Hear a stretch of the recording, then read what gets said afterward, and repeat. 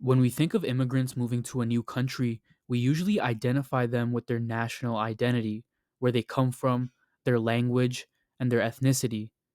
Many of us view immigrants from a nation as a monolith, people with a shared culture and history, and that these immigrants are just like their people back home. And although this is usually the case, many times migrations are actually correlated with your ancient ancestry. When people come from countries that have a history of migrations, invasions, colonization, and a class system that was impacted by all of these factors, we have a very unique situation where we can actually see a difference in genetics in these migrant communities compared to back home as a result of these migrations that happened hundreds or even thousands of years ago. In this video, we will look at immigration from Latin America and India to the US. Exploring this topic, we begin to understand that immigration is not just about moving from one place to another, it is also about the historical forces that have shaped who migrates and why.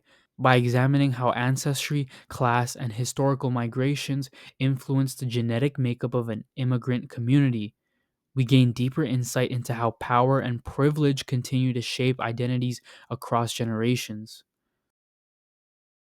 Latin America is a very genetically diverse place.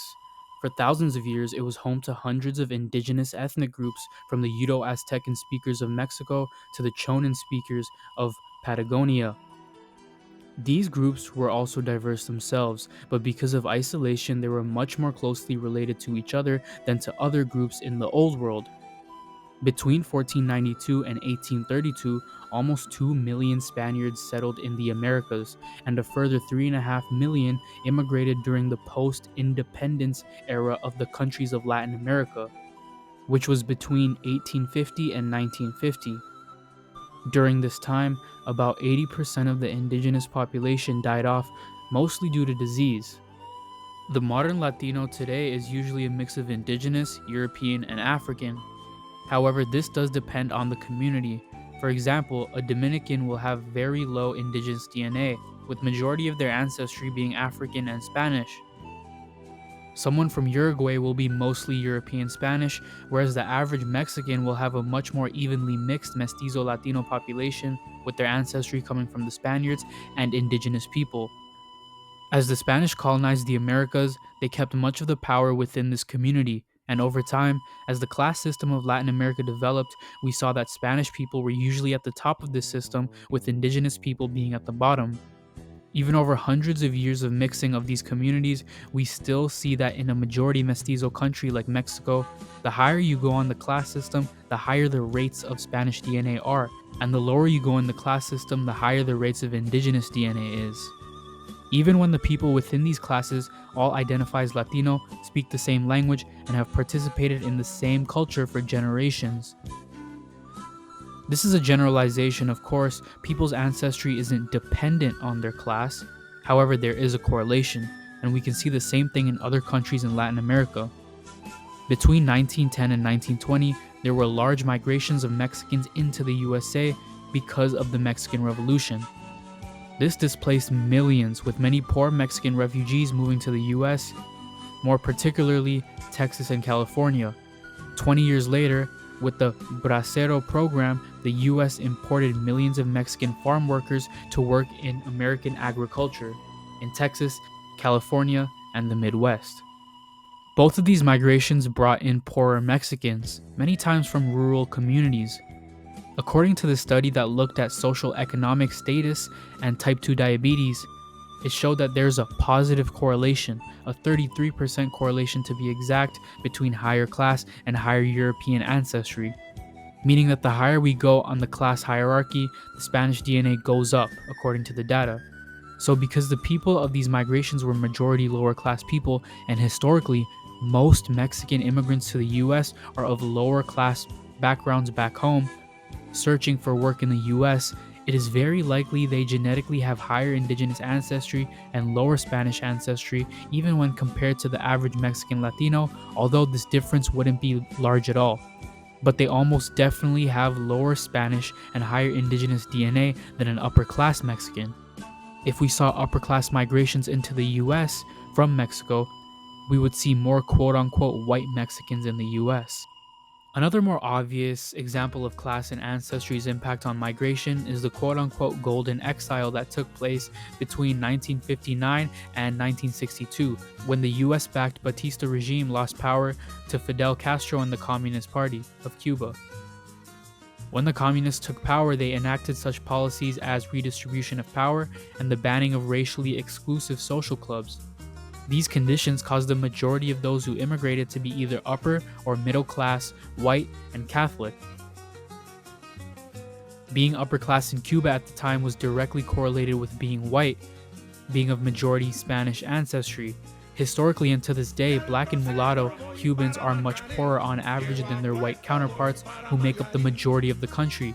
This is a direct result of the slave trade that lasted more than 300 years in Cuba and wasn't abolished until 1886, just 73 years before the Golden Exile.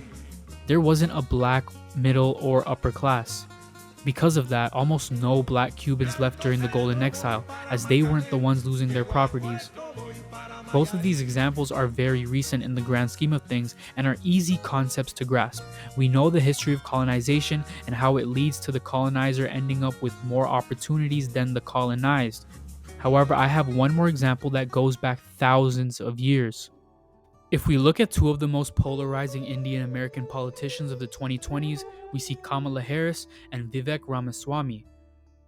Both of these people are from the same ethnicity and the same caste. They are both Tamil Brahmins, but we will focus more on the Brahmin part. Brahmins are at the top of the caste system and constitute 4% of India's population. Higher castes in the Indian subcontinent have historically been better off than their counterparts. Brahmin communities historically had access to better education and opportunities, and on average have a much lower poverty rate than lower castes. This creates a sort of bottleneck in Indian immigration to the US. You won't see many Dalits or Shudra Indians moving to the US, even though they make up almost 70% of India's population. According to a 2016 study, high or dominant castes make up more than 90% of Indian migrants to the USA. So, where am I going with this? Although a lot of caste-based discrimination and upper castes' association with power was cemented with British rule, the caste system goes back thousands of years and is related to an ancient population that mixed with Indian people, and this was the Aryans. I made a more in-depth video on this topic a week ago, you can check that out here. But the Indo-Aryans coming from Central Asia introduced the Varna system or caste system into the Indian subcontinent, and they kept themselves at the top of this system. But over thousands of years, there was still mixing between the people of the subcontinent, between castes, up until 2,500 years ago when there was a pause in caste mixing. Because of this, we see much higher rates of Aryan DNA in higher castes, peaking in Brahmin groups, outside of the people of Northwest India who on average have very high West Eurasian DNA. Brahmins within an ethnic group will have much higher rates of Indo-Aryan DNA than people in the same ethnic group in any lower caste. Meaning, within the same ethnicities, caste does play a role in ancient ancestry. The higher you go on the caste system, the higher the rates of Indo-Aryan DNA is. Even in Tamil Brahmins like Kamala Harris and Vivek, they tend to have a portion of Aryan DNA that isn't found much at all in lower castes, or really found much at all in South Indian groups in general. Brahmin South Indians are really the only South Indians with a significant Indo-Aryan component. This migration happened 4,000 years ago, impacting a class system created thousands of years ago. This class system kept one group closer to the top and ended up leading to a difference in opportunity. Now, when we see people immigrating, it is based on these opportunities that this class system created thousands of years ago. Upper or dominant castes make up less than 30% of Indian society, but make up 90% of Indian American migration.